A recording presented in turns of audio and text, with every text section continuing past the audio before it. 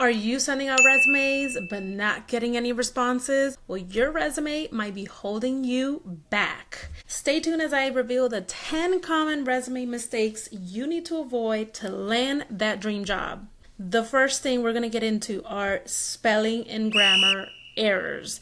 These errors make you appear careless and unprofessional. Proofread multiple times. If you're using Word, there is a spell checker in Word. Use tools like Grammarly. It's a free tool that you can use and you can just plug in your resume on there. Use ChatGPT, different tools. That'll help you when it comes to the spelling and the grammar. Have someone else review your resume. It could be a career coach. It could be your friend, a colleague, your mother, whomever it is that you know has good writing skills. Use that as well. Number 2 is a lack of clear objective or summary. This section gives a snapshot of who you are and what you're looking for.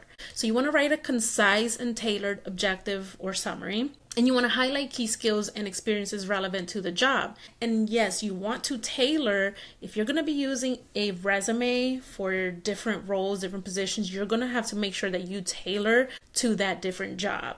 You cannot use a one-size-fits-all. Number 3, you're using a generic resume. A one-size-fits-all resume does not effectively showcase that you're a fit for the specific role. So yes, you want to customize your resume for each job application, and it could be tedious, I get it, but use resources like ChatGPT that'll help you save time and can match it, because you want to tailor your skills and your experiences from that resume to match the job description, because that's really the first way that you're going to be seen by the recruiter is going to be via your resume. Number 4, your resume is too long or too short.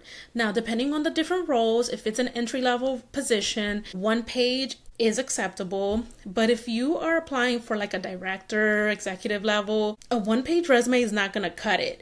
You need detail in those type of levels of roles. So depending on the position, too long, too short can really determine on what you will need. But regardless, if you know where you're at in your career, whether if you're in the entry level to mid to senior to high level, you know where you're at and you know what would be expected of you.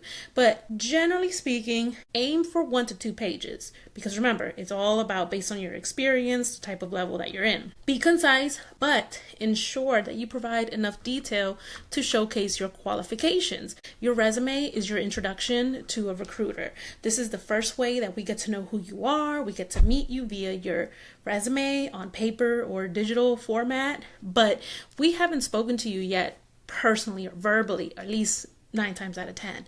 So you want to make sure that your resume stands out so that way they can understand who you are based on just reading your resume. Number 5, you're using an unprofessional email address. Yes, an unprofessional email address can detract you from professional image. Just use a simple and professional email format like your first name dot last name at gmail.com. Don't try to use something like sexylittleret at gmail.com, because they are going to look at you like that's not even a professional email. And you might say, well, it's just an email address. Who cares? Yes, I understand that. But still, you want to exude professionalism. You want to come off as professional. You do not want to come off as you're applying for just a job at the club or something like that. Maybe that'll pass at the club, but not for a professional role. So keep that in mind. Number 6, you're using poor formatting and layout. Your resume just sucks.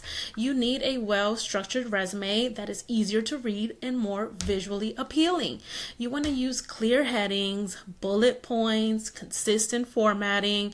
You want to ensure that there's plenty of white space and that the font is readable. You don't want to use cursive type of fonts. You don't want to use all caps. You want to make sure that your resume stands out, and all of that does have something to play in. The format, the layout, it does. Very easy to read, simple resume starts with your name at the top, your email address, your LinkedIn profile, your phone number, and the city and state where you live. You do not need to include your full home address. We don't need that anymore. And then you want to make sure that your summary is there.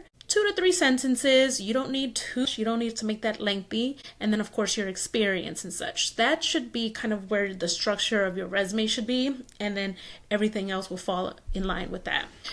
Number 7, you're also missing keywords. Many employers use an applicant tracking system, which is also an ATS, to screen resumes. So you want to make sure that you incorporate relevant keywords from the job description. The job description is your cheat sheet. That right there is already telling you what is expected of you, what you'll be doing. So use that as your cheat sheet. You want to focus on those industry specific terms and phrases. If you're changing careers, you're changing fields, you're changing roles, and you've never worked in this type of position where you're like, well, I don't match the terms and the phrases, that is fine. You can still explain your experience and how it correlates with that role. So you want to make sure that anything that you are sharing on your resume is going to match that. And ChatGPT will help you with that. Number 8, you are focusing on duties instead of achievements. Employers want to see how you've made an impact. Not just what your responsibilities were. We want to know, what have you done? What value have you brought to your team? You want to highlight achievements and quantify results. So for example, did you increase sales by 20%? Did you bring on a client that, brought in maybe, 10 million into your company? Did you decrease something? Did you increase another thing? Did you develop new initiatives, worked on new projects, etc. Just so many different things that you want to make sure that you highlight on your resume that's going to really make you stand out and look stellar. You no longer have to say what your day-to-day duties were. You want to make sure that you focus on the overall impact that you've had in the role. Yes, you want to say if you've managed a team and what certain responsibilities are, but make sure that they are going to match that job description so that way your resume could really stand out and explain your story. Number 9, you're including irrelevant information. Those irrelevant details can clutter your resume and distract from your qualifications. So focus on those experiences and skills that are relevant to the job. You want to avoid including any personal information like your age, marital status, or unrelated hobbies. And I know that we have people that come from different countries that are working in the United States, and they tend to have those type of resumes where they have all of that information. I will say to you or to anyone else who is doing it, you do not need to do that here. We do not, because that is a form of discrimination. People can discriminate against you if you share that information on your resume. And that is definitely a claim to the EEOC, the Equal Employment Opportunity Commission. So you definitely don't want to put yourself in that type of role. And given recruiters, we're trained to discriminate. But remember, we're still human. We still do it. Hiring managers, we train them not to discriminate, but they still do it. So you do not want to give anyone any grounds, any sort of ammunition to be able to discriminate you because you accidentally put it on there or not knowingly had it on there. Don't include your picture. I don't need to see your picture on your resume. If I want to see a picture of you, I'll go to your LinkedIn. But honestly, when I'm reading your resume, I just want to read your skill set, your experience, what you can bring to the team. I'll figure out what you look like and who you are later. So leave any personal information out of your resume.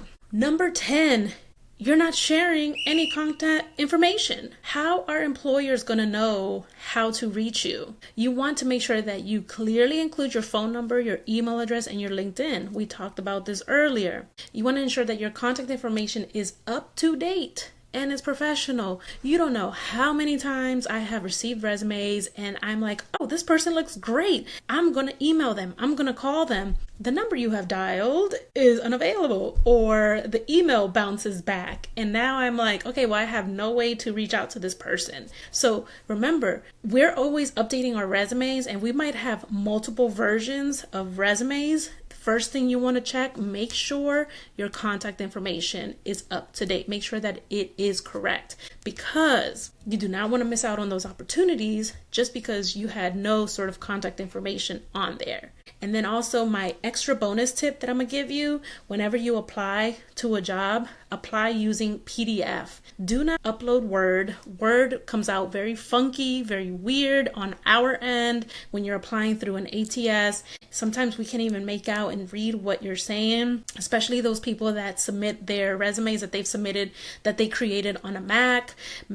If it's not Windows and Mac, sometimes do not really talk, and so it's going to be hard to really read. So you want to make sure that your resume is going to be in a PDF version, so that way it comes off clean, nice and crisp, and we can read it and nothing changes on that.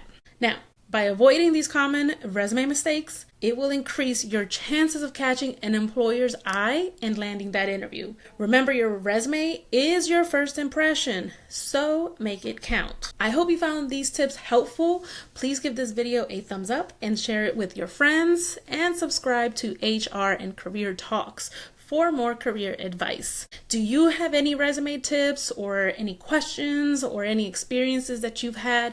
Please share them and drop them in the comments below. We are building and creating a community for all of us to learn and grow and share from our experiences and to connect as well with each other. See you guys next time.